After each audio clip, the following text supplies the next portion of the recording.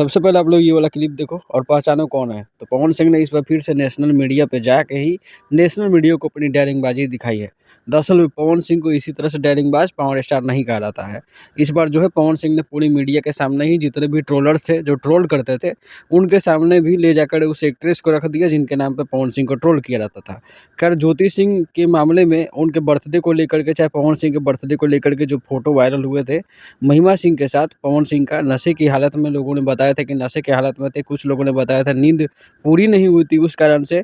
तो उनकी नई फ़िल्म की नई एक्ट्रेस, दानवीर फ़िल्म और भी कई सारे गाने जो उनको लगातार मिल रहे हैं, और केक वाले जो सीन थे जिसमें पवन सिंह ने उँगली चाट लिया था, उसकी वजह से उनकी इतनी ट्रोलिंग हुई और लोगों ने यहाँ तक बोल दिया कि पवन सिंह की शादी हो चुकी है इस एक्ट्रेस से। लेकिन पवन सिंह आज मीडिया के सामने गए तो उस एक्ट्रेस को भी सामने ले जाकर बैठा दिया, तो फिर सवाल भी नहीं हुआ उसको लेकर के।